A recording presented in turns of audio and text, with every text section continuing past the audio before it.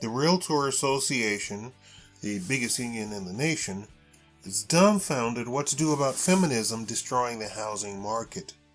Welcome to the Shakaama Live Show with your host, Shakaama.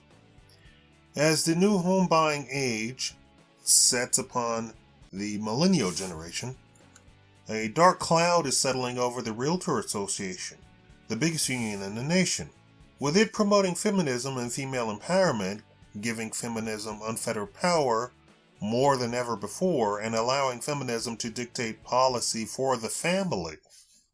A massive cultural shift has occurred.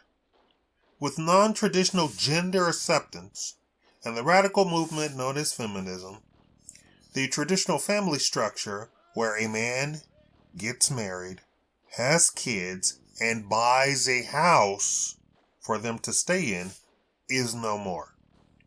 In fact, the very association itself says 2020 will bring its first collapse of the housing market. That's right. The Realtors Association says that there is going to be a 2020 collapse in the housing market.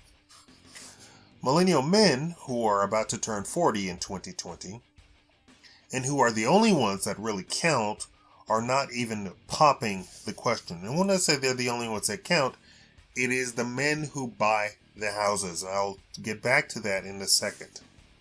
An offshoot of feminism, hookup culture, is now the norm, where any man can simply hook up with any woman without any consequences of her getting pregnant, giving contraception and abortion being spoken of as reproductive rights. Now, marriage is literally falling out of fashion, with 35% of millennial men saying that they will never get married. And that's really the only ones who count, because it is the men, again, who pop the question. Regardless of all of these articles that you hear that says, oh, you should pop the question, ladies. And 80% admitting it is an outdated institution. Marriage is outdated, according to the millennials. All of this points to men not buying houses. Well, women can buy houses. Well, that was the belief in the 70s when women's lib overtook the civil rights movement and literally put black people back in the bag, and white women demanded that their own civil rights movement begin. Although they were privileged to begin with, women started buying houses after legislation intended to liberate blacks to be able to buy houses, but instead were met with discrimination, which still goes on today, was instead slated for women. Women bought houses for themselves up until houses started being seriously and erroneously considered as an investment instead of a terrible expense that it is. As the price of houses shot up, thanks to realtors, women buying houses dried up. So women are not in the market of buying houses, and nowhere near the 51% representation that they actually make up in the population. As you get into age 30 to 40, women are 2 to 1 or even 3 to 1 in some cases of the population. This is another stat that they don't tell you. So as you reach age 40, which is the time that you should have or will be buying your first house, feminism and gender and gay rights movement destroyed the family, which in turn means men are no longer buying houses. As expected, the tiny house movement starts as an alternative to buying a house and as an alternative to renting. But as is frequently today, women try to get in on the movement until they discovered that the movement literally was about a single man living alone. Women are far more social than men and immediately dropped the movement. Municipalities don't know what to make of the tiny house movement since people can literally put the tiny house in their backyards and rent them out or build them for their sons. It is now even become the norm to invite a woman over to your tiny house and have relations with her, and she doesn't think anything's wrong with it. I say that to say that the norm was that a woman was prim and proper, and we called her a lady. She wasn't a girl, she wasn't a woman, she wasn't a chick, she was a lady. Now we use that term lady euphemistically, because nowhere would a lady do any of the things that the modern woman does, as in get angry, yell, scream, and get into altercations with men and children. That is not a lady. So the idea was that you would never invite a lady over to a tiny house. But fast forward to 2002, 2019, and now chicks will come over to your tiny house and you can do whatever you want with her because she is no longer a lady. A lady also doesn't curse. A lady also doesn't smoke. As Generation G comes on board, as they are about to turn 20, the entire notion that they will get married as is a done deal. Except for conservative Generation Zers, none will get married. Also, Gen Zers will not have any children except for the conservative ones. Now, because a municipality can't tax you, a huge segment of incoming taxpayers, married straight men, are not coming on board, and then all the welfare programs which women and other gender people use has to dwindle. So you have the tiny house movement, because it also means a municipality can't tax you because it is not real estate. It is personal property, like your moped. So at best, this is what municipalities have come up with. Not only that, but municipalities can't even recognize tiny homes as real estate. Why? Because the Real Estate Realtors Association has said they will not recognize tiny homes as real estate because that would mean that the market has to expand to include affordable housing with tiny housing. And affordable housing, in the eyes of the Realtors Association and municipalities, has a floor of something like, the median income in the area minus 10,000. So like if the median income in the area is 50,000, the least amount that they will consider something as being affordable housing would have to be a home worth $40,000, right? You understand? So that would be the least amount, which means if you're doing your math homework right now, that means that a lot of people who make $20,000 or less, and there are plenty of those, can't afford to buy a house. Which includes you can't put a down payment on a house. If you make $15,000 a year, and people do, you can't save or set aside anything. I want you to just imagine people who make $15,000 a year. What kind of life do they have? More than likely, their transportation is going to be public transportation. At $60 a month, the public transportation is an expense literally that they have to scrounge for, because they have to still come up with housing payments of their own, and then all the expenses associated with that. That's gas, electricity. If you have gas, it's separate. If you don't, if you have all electric, now you have to pay double for your food costs, because electricity as a means of heating up your food is like two to three times as expensive as gas. Also, your heating costs, if you have all electric, there you go, that's 2 or 3 times as much as gas if you're using it for heating. Sewage, trash, all of those expenses. All of that off of $15,000 a year. If you're making that, you do not want to have a child at all, right? Now we have the means by you could prevent yourself from ever having a child. Unless you're a man. Men don't have a say-so on whether or not they have children. Oh, I know you could say, don't ever have relations with a girl, but that would be unrealistic and myopic at best. So women can have relations whenever they want, and they have the ability to prevent a child coming into existence or taking out a child if it does come into existence.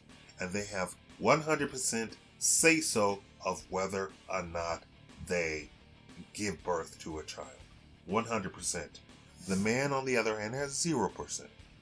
The incentive to buy a house comes about when a man gets married and has children. That is the traditional family model, and that's the traditional housing market. That has been completely upended by the radical movement known as feminism. So we have the millennials not buying houses. And we have the Realtors Association telling millennials to stop eating sandwiches, and you could therefore afford a home. True story, go look it up. After the millennials, we have Generation Z. Millennials is Generation Y. People born in the 80s were called people who were children in the 80s were called Generation X. They were children and actually adults, right? So they turned 20 in the year 1980. That's Gen X. And so you have a little bit of leeway. There were children in the 80s. That's still Generation X.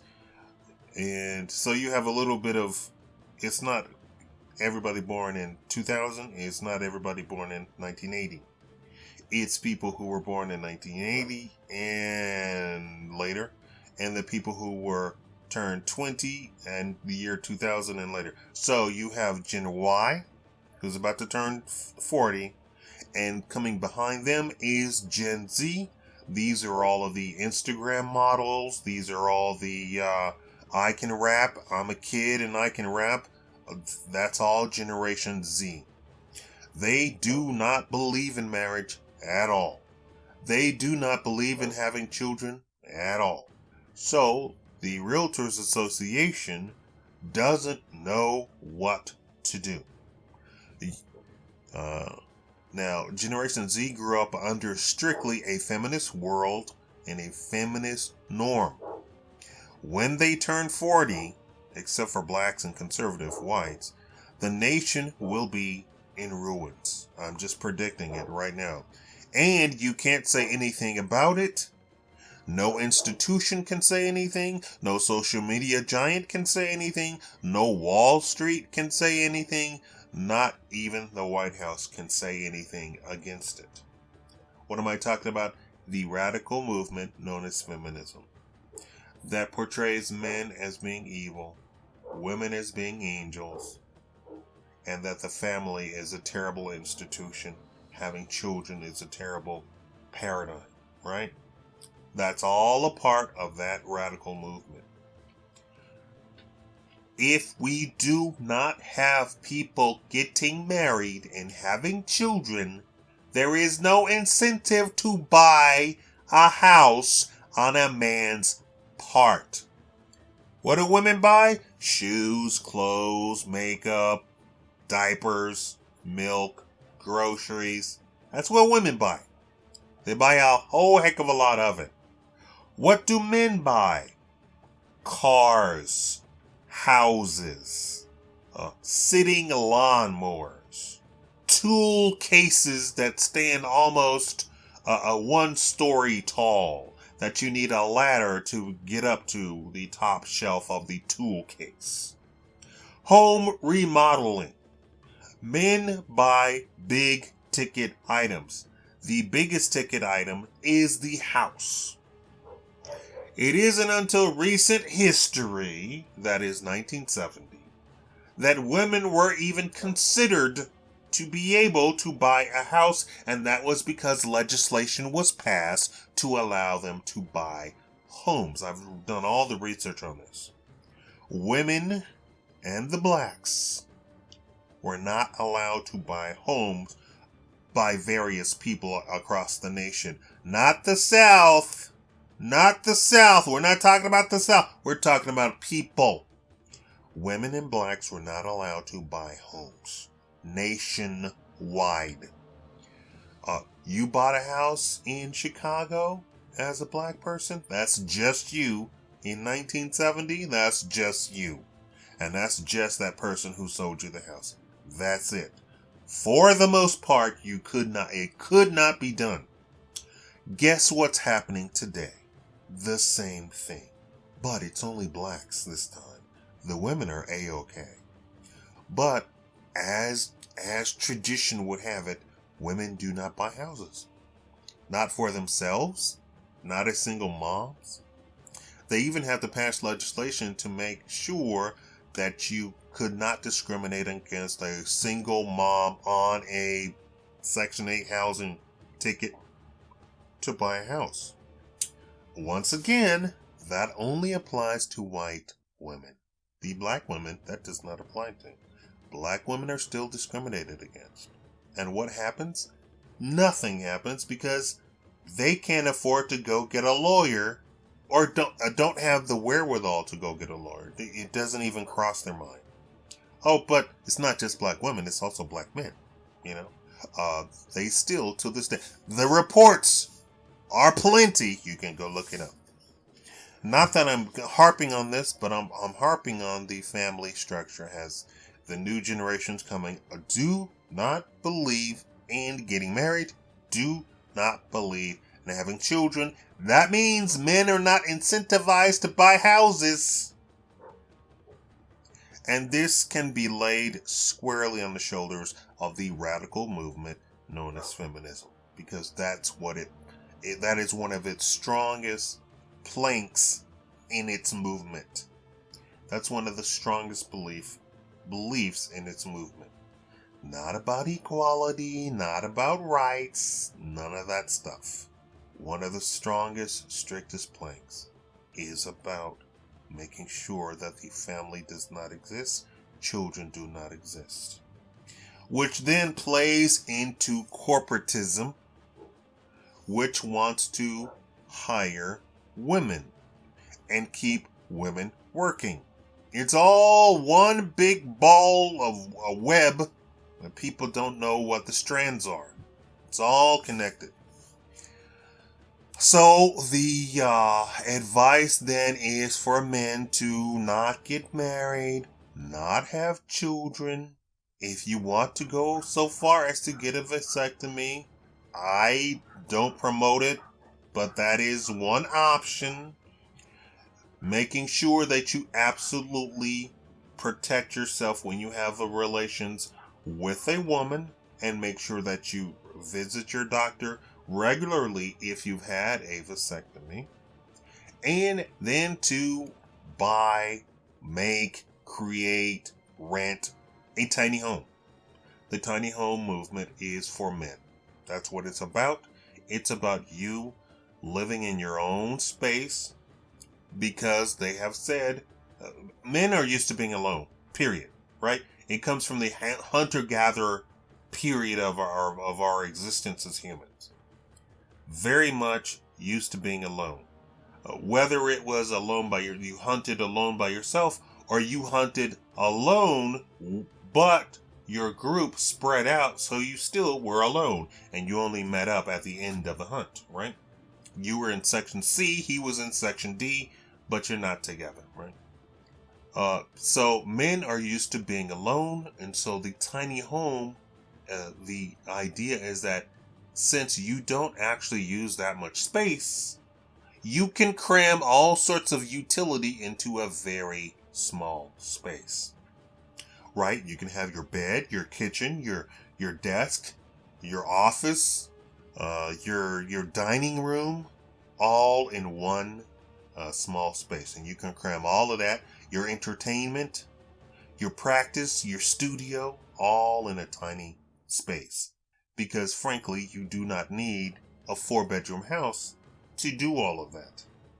You only need a 4-bedroom house when you are tripping over munchkins, when you're bumping into your wife. That's when you need a much larger space. That's the incentive for men to buy homes. With that incentive gone, men are not buying homes. It's all over. Tell me what you think. Make sure you click the thumbs up or the thumbs down. If anybody's having a birthday, I wish you a happy birthday. If you just sneezed, God bless you. Please donate to support the channel. I still am gonna do that. Raise your credit score and tell you how to make a business out of it, or how to fund your business with a raised credit score. That's if you donate $50 and above on Patreon at patreon.com/Shakaama. Still in the works of doing that. I will tell you when that is ready. Okay? Alright, thank y'all for watching.